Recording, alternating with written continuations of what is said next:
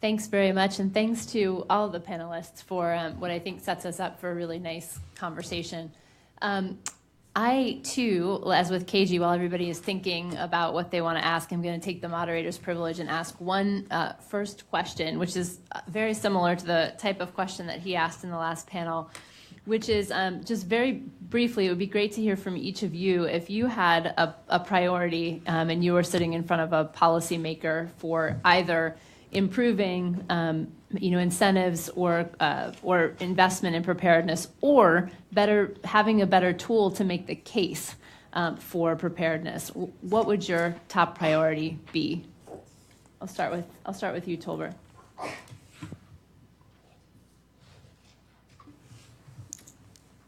Thank you. I think the last presenter spoke well about that. The priority that I would look at would be the One Health approach. The reason is that, let me give you a typical example. We normally on a weekly basis we look at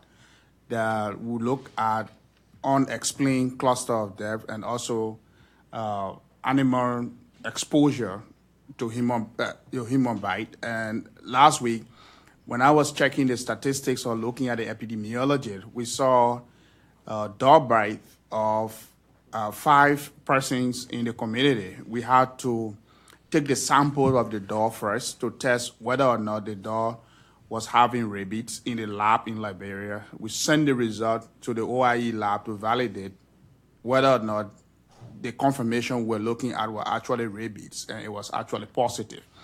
The next step was, what do we do with the vaccines for the persons that were exposed to the rabies from the animal bite? We had to vaccinate those people, give them the number of doses to vaccinate them, and also equip the lab for both the animal health and also equip the lab for humans that we were dealing with to vaccinate them. So if I were talking to policymakers, the One Health approach of looking at both the animal health and the human health is a critical milestone in protecting and preventing and preparing for pandemics, because zoonotic diseases are things that we deal with in our daily work at the national and subnational level.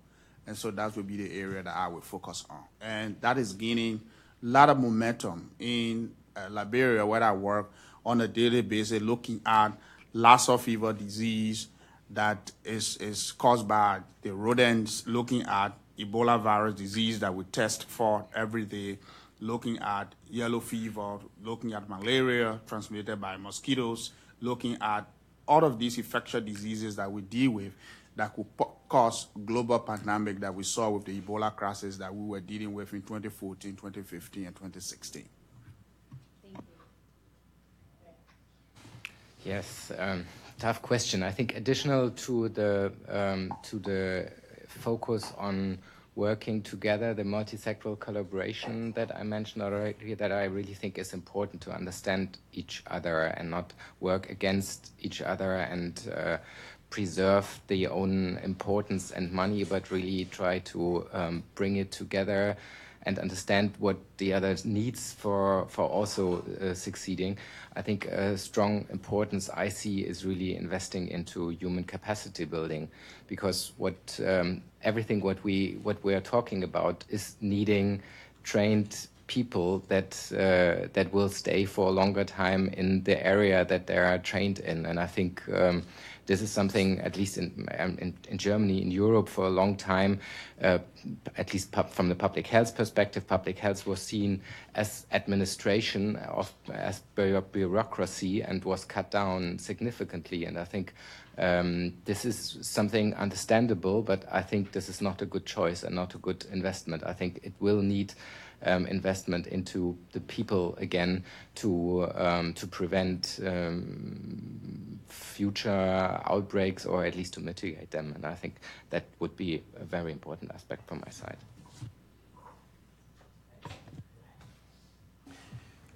Okay.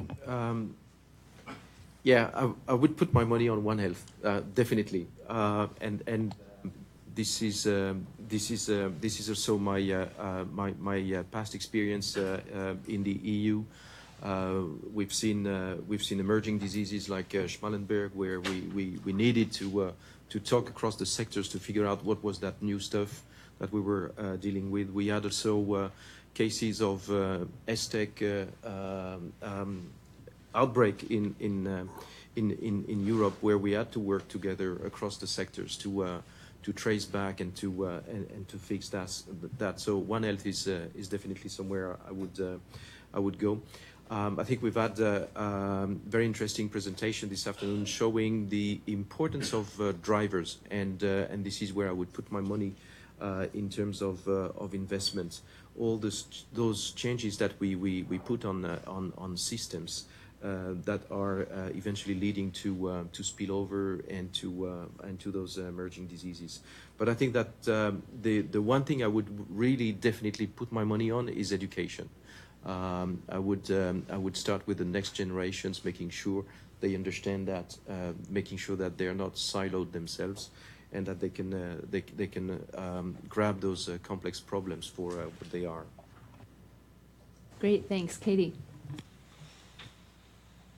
I think education is a wonderful suggestion, first of all. But I think what I would focus on is just highlighting the direct and indirect consequences of existing health threats within a given country. If it's a livestock disease, sick livestock are less productive. They typically weigh less and sell for less than a healthy animal. They require more care.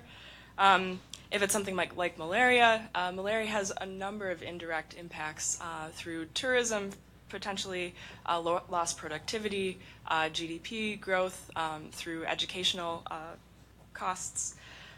So I think that I would spend a lot of time just showing the indirect impacts of a specific health concern to show how much the country is actually spending on that health threat in the first place. And then, because I think that prevention is a hard sell. I think it's, talk to anyone in this room and we'll all agree that prevention is preferred to, response in terms of a health threat. But it's a hard sell. It's hard to get someone to write a couple $2 billion check for something that they don't even know will happen, may not happen, and is going to happen some point in the future. We all know what a discount rate is, so it says something about the value of future costs. So I think that I would, again, start with just outlining how much health threats actually cost, and then introduce some of the co-benefits of thinking about a One Health, for example, perspective in managing these risks. You can still have industry and production, but there just needs to be slight change in practices to still realize those benefits, but also save some costs. Great, thank you all for kicking us off, and I'm going to batch questions too. We had a bunch that popped on the left, so I'm going to go from left to right, starting with you, Jay. So I guess we do all agree that, as many of you have said, that the costs are great and that prevention is cost effective, and that there are things like education and collaboration that might help. But some of the areas I haven't heard mentioned are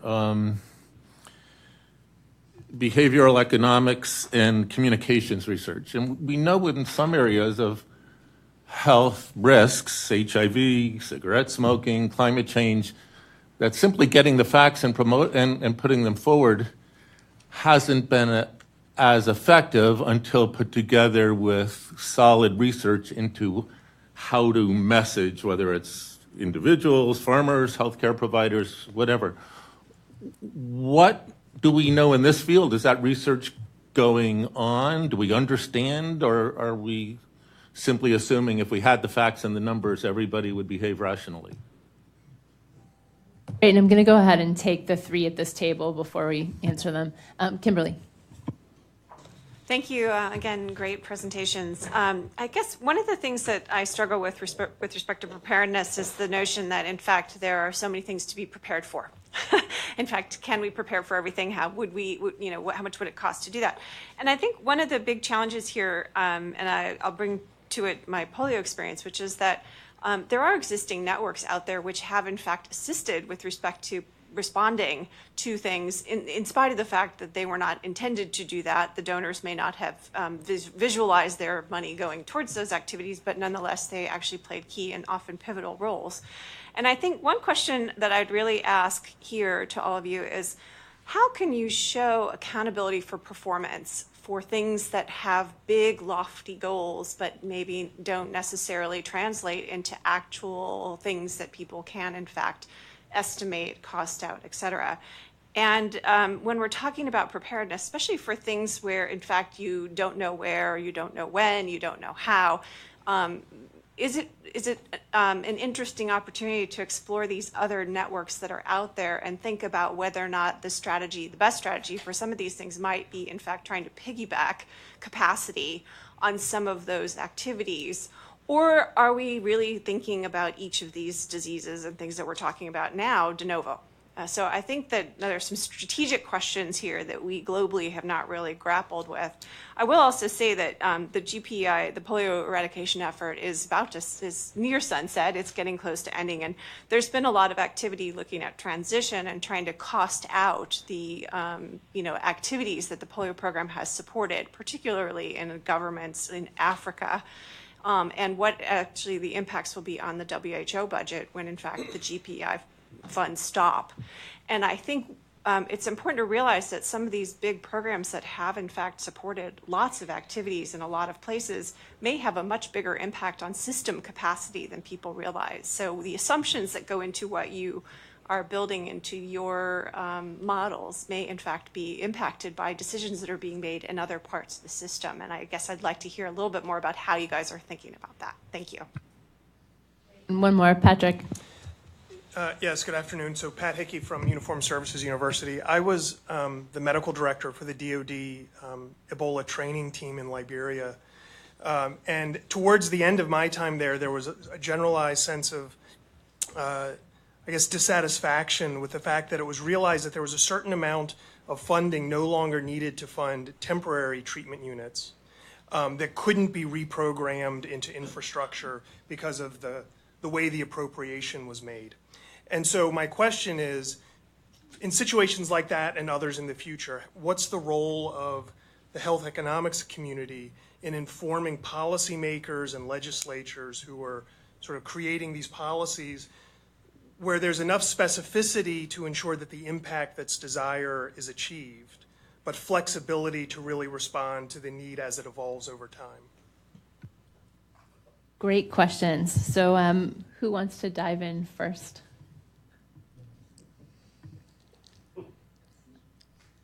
Don't make me call on you. They put me up here because they know I will. Katie, go ahead. Sure. Well, I'd first like to address the behavioral economics question. And I have to be honest that within the health literature, I'm not exactly sure where we are with thinking about social norms and adoption of new practices. But I think that we can learn a lot from the behavioral economics literature in a larger context in terms of adapting and mitigating to things like climate change. And thinking about future risks and how people discount future values, either present benefits or costs, back to the present. And that's a literature that I think that we can definitely borrow from and learn from in terms of rolling out policies and thinking about adoption of practices and changing, I guess, social norms. Yes, please. Yeah, okay.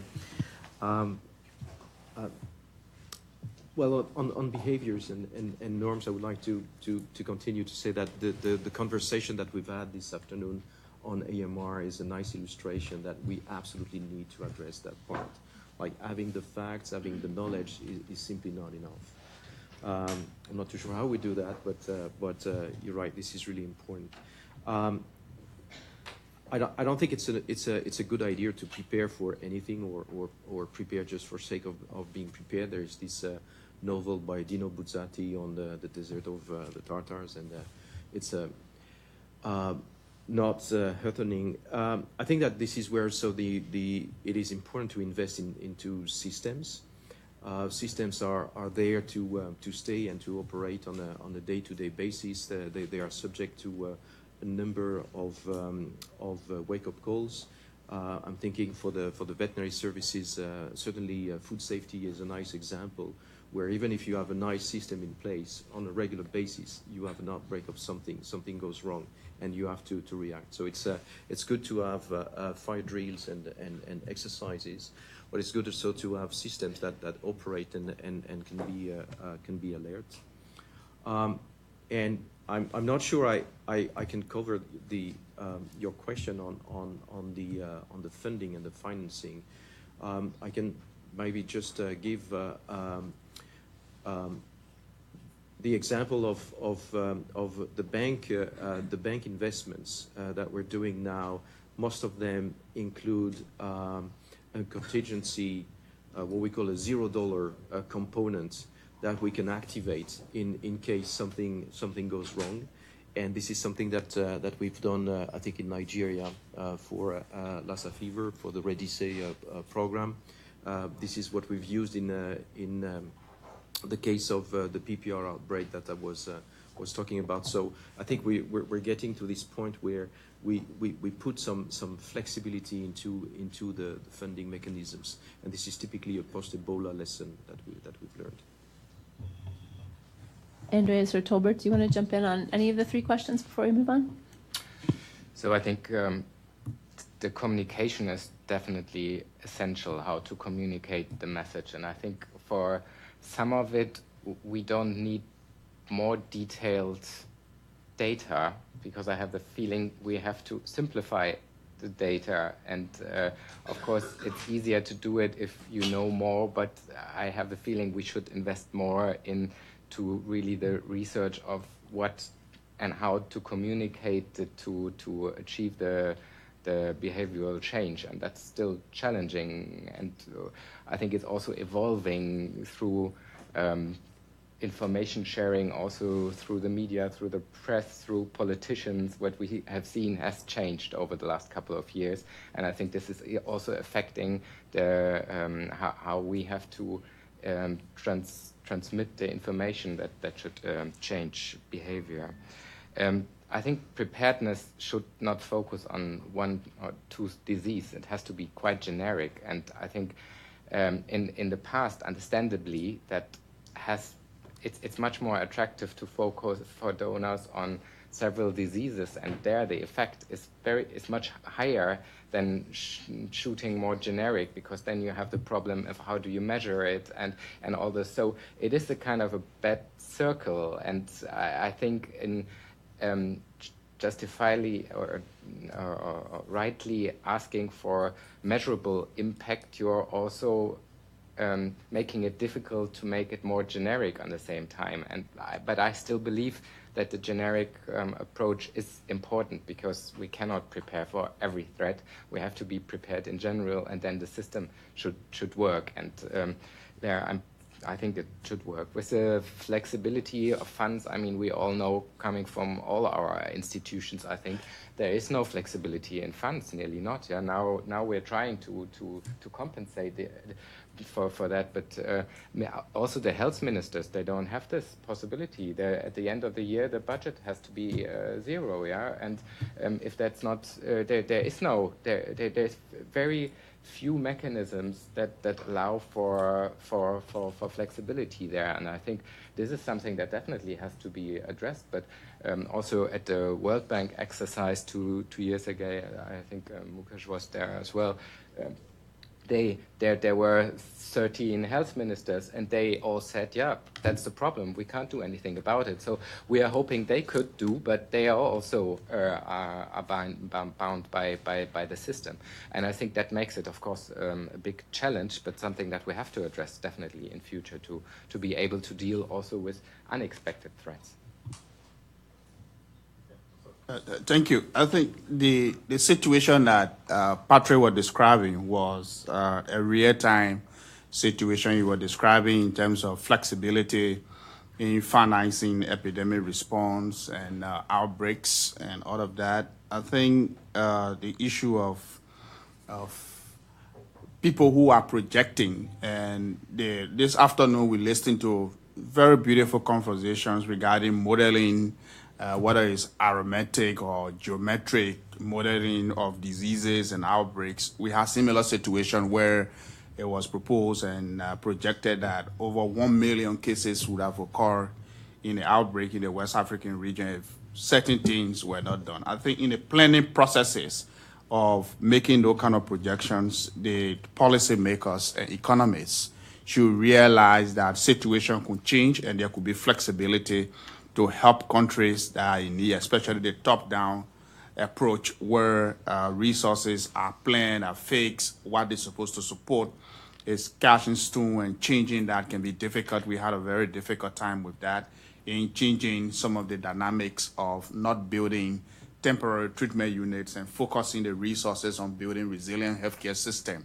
We would have lasted longer, but it was difficult to change some of those dynamics. So some of the advice that we gave from our experience is that policymakers and economics during the projection, estimation, modeling should look at also the systems that you go into. It may be different from context to context, and also preparedness, I agree with him, should be holistic in a view that you prepare for everything, emergency operation centers, training, building capacity on the ground of healthcare workers, simulations, exercises, roundtable talk, rapid diagnostics, testing centers, and all of these things should be considered in the preparedness processes, because the only time you can really know you prepare is when you are fixed with the situation. That's when you know whether you prepare or not. And some of the examples that we've had is that diseases we were testing in 90 days, within 24 to 48 hours now we can check and test for some of those diseases. That's some of the progress that preparedness can happen.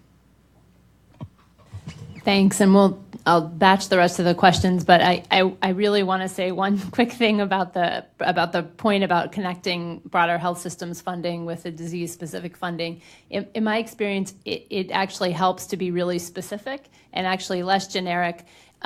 By looking at specific examples and talking to policymakers and congressional staff about specific examples where an investment in a specific disease threat or a specific type of disease threat impacted the broader system, and you can measurably see it on the other end. But by sort of saying my funding helps with the broader health system, it doesn't work. They don't want to invest in something called the broader health system. They want to understand, and that doesn't mean they only want to invest in TB, HIV, not that we don't want to invest in those things, or epidemics. They actually want to understand the linkages and get really specific, and I think the economic arguments help with that, but I think getting specific is helpful. I want to turn next to, I have at least three up, Carlos, and then, I'm sorry, I cannot see your name from here. Thank you. Oh, sorry, still Martin, got it, and Tom, starting with you, Carlos. I know you did, okay. All right, then starting with Martin and then to Tom. Thank you. More of a comment like any, to follow on actually just what you said, Beth. So I think the answer is that we've heard a lot, and I think it's all correct, about the need for investments. And public health, I think, is very good at explaining processes and describing intermediate outcomes. We trained this many people, we established this many labs, our labs can now process specimens for X, Y, and Z diseases in so many hours. And actually, I think my experience and other my colleagues' experiences, a lot of policymakers and the media and the public like to hear those stories. There's nothing wrong with them. Who's against them, right? The thing is, where it comes to a dead stop is the next question, which is, you did all that good stuff, and they give you the benefit of the doubt that you know what you're doing and it was good stuff. What happened? How many deaths? And I had a former CDC director, we couldn't get him off the term deaths. I said, sometimes hospitalizations averted's good. Well, maybe. But deaths is a seller. How many deaths did you avert or cases averted? That always sells. And, somebody can talk about the other economic impacts and trade and what have you. But, for a large number of people, trade, exports, reductions in exports sounds good, but there's nothing that drives home such as, the direct public health impact. Public health is meant to prevent deaths and cases, and that's what they want to hear for us. It's interesting, that we might also we might also prevent reductions in exports and prevent reductions in the overall finances of the country. Ministry of Finance is interested in this. So here's the question. How do we go from talking about the intermediates and the need for investments to demonstrating the importance and impact of, and many of what you're talking about is surveillance, additional information coupled to response. Surveillance data by itself is worth nothing unless you react on it, unless you act on it. So how do we best demonstrate the value of improved surveillance and response? Great. And Tom? Thanks, Beth. I'd be interested in whether the panelists have seen great examples of national One Health programs. Like, who in the world is leading in One Health right now? I don't think it's the U.S. And if there are good examples, what makes them a good example? What are they doing well at a national level on One Health? And have they been studied? Have they been assessed either by economists or others? Did I miss anybody that I can't see with a raise your hand if I can't see you? Okay, we'll take those two. Who wants to jump in?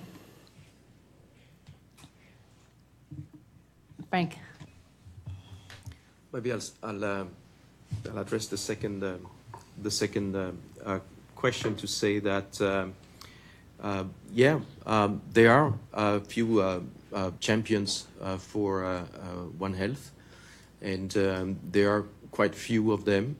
I can think about Bangladesh. I can think about Vietnam. In West Africa, we see amazing things happening. I don't know yet Liberia. We're starting to work with you, but also in Senegal, we see great things happening. So some countries are obviously doing a good job. I have to say that the global response to the H5N1 crisis has been very instrumental in raising awareness on the One Health concept, seeing the benefits of those types of responses, and in some countries they have been sustained for different reasons. It's very difficult to measure success. When we've been preparing with our colleagues of EcoHealth Alliance an operational framework for One Health, we were looking for indicators, and it's easy to find indicators by sector, but One Health indicators, apart from having a platform, having regular meetings, is a bit more difficult to have. But we have good examples and champions. Yeah. Okay. So I totally agree with what Mountain was describing about how many deaths and lives saved and deaths averted. I think surveillance system, testing system, and preparedness can actually help avert deaths and save many lives. We've seen an example of that since the West African Ebola outbreak that had over 28,000 approximately cases, 11,000 deaths. In the case of Liberia, 5,000 deaths, 11,000 cases. We've had about 2 to 3 flare-ups that did not cause more than 5 deaths and averted the number of people that would have been contracted from the disease. We've seen an example of meningitis that would have killed thousands of people, just had 13 deaths. We've seen cases of measles with case fatality rate of less than 1%. And so there are a lot of examples that the system built can avert deaths actually, and we see new examples in Liberia. Our One Health system is one of the emerging, very good One Health platform that we have agriculture, our coalition, agriculture, commerce, health, coming together now under the leadership of our vice president of our country. And so it's one of the areas we need to assess. Those we had not done a research on that, the economic impact, the health impact, and agriculture, and all of that is something that we will welcome to work with partners who are interested in JEE as well as the PVS system. But Liberia One Health program has taken shape, and we're proud of that. Great, and unless there are other comments or, yep, Pete. Thank you.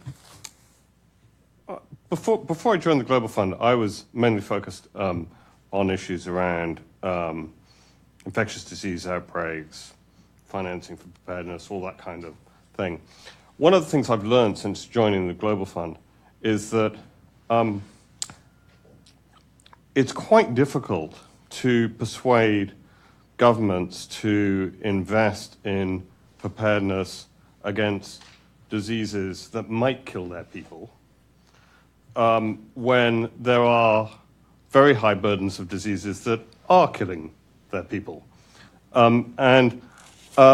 We run the risk that the health security agenda looks like something focused exclusively on those diseases that might pose a threat to the advanced economies, and that if you're dying of malaria, it doesn't fall in that kind of bucket, in that kind of category. And I think we have to have a somewhat broader definition of health security, which starts with the things that are killing people. And also that will help foster actually a kind of communication and approach, which means that the things that say we are doing, we do in a way that helps build the kinds of capability and infrastructure that protects for other things. But I'd be interested in the reactions of the panel on sort of that issue of prioritization in countries which have a very high disease burden already. Great, and KG, do you want to go ahead and ask your question, then we'll ask the panelists to both answer both questions, but also say any last words you want since we have just a few minutes left. Sure, thanks, Beth. It's partly an observation, but I would love to get the panel's sort of thoughts on this. I mean, you know, I found the last several discussions really stimulating, and it's also helped me sort of think through something which I struggled with for a long time. I think that in health we have failed in certain ways, and certainly in pandemics, and having been working in this area for a long time, we have really failed to convince policymakers for the need for investments. And so what I see is that health is largely, or often has been, an area where policymakers in countries are willing to buy things. So if you have an emergency, they will buy good publicity. They will buy not being blamed. They will buy reduced panic, or whatever it is that they are buying. And even though there are examples in health where it is seen as an investment, if you look at something like the SDGs and the discussions, certainly in the beginning it was not a given that health would even make it into the SDGs and so on. So even though it became an important part as it went on, it was really quite an uncertainty, and it gives you just an idea of the magnitude to which health is not still seen really as an investment in a lot of ways, and it has colored everything in public health. You know, when we talk about prevention, prevention is simply investing. And so, you know, and I think that this is kind of the overarching challenge for health, and certainly for infectious diseases and pandemic responses and responses to things like AMR. And I would love to get some thoughts on, can we shift that paradigm a bit? It's a great last question. If I could, I'll go ahead and ask each of you and to answer whichever of those two you'd like to, and then say anything else that you'd like to say before we close. You, Katie. Great. Those last, well, all the questions are wonderful. Thank you. The last 2 points I think were especially good, just sort of larger picture questions of what we're all doing here, really. And I don't mean to keep plugging the One Health approach. I think that there are definitely you know, logistics that need to be sorted out, and it's not a one-size-fits-all approach. But in terms of addressing risks that may affect people versus definitely affect people within a country, I think that it is an approach, thinking about the environment, thinking about how we interact with animals and wildlife and livestock, I guess. It is an approach that I guess depending on the health risk that we're talking about, malaria, for example, would be one, would definitely influence the incidence rate within a country. Just, thinking about how we interact with the environment, how much standing water is around breeding ground for vectors. And I think that is sort of a low-hanging fruit for selling a framework like One Health. Unknown when pandemics are going to occur, the next disease that emerges from wildlife, we have mapped hotspots, and we have an idea of where those might occur, but it's still largely unknown. And it seems like a very uncertain investment to target the next big 100-year pandemic or something, versus a more sure thing that may have some co-benefits through reducing the incidence of endemic disease, but also a potential larger threat sometime down the road.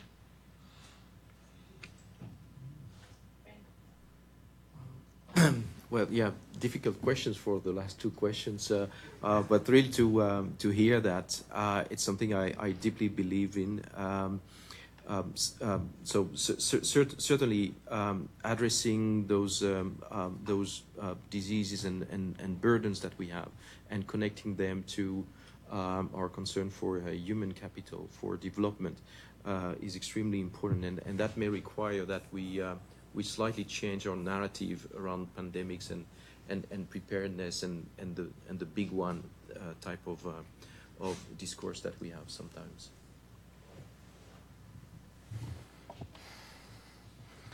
Yes, I think we won't come up with answers to all of that. It's I think it's pretty frustrating in a way, because I think these are the big questions, and I think we won't have answers. We won't find answers easily for them. So I have the feeling that the last couple of years we were really kind of competing with high numbers, with getting attention to special diseases. Ebola was a nice example. I mean, everyone freaked out in countries that were never at risk for any public health of any public health relevance, but still these threats and numbers steered quite some attention. So I think as long as the main driving factors for decision makers or society are really security questions or economic questions, high number of cases or high costs are the arguments that will make decision takers spend money in what we think should be spent in. But I think we have to try to steer more a societal discussion on what health we are seeking, and I think this is a huge question that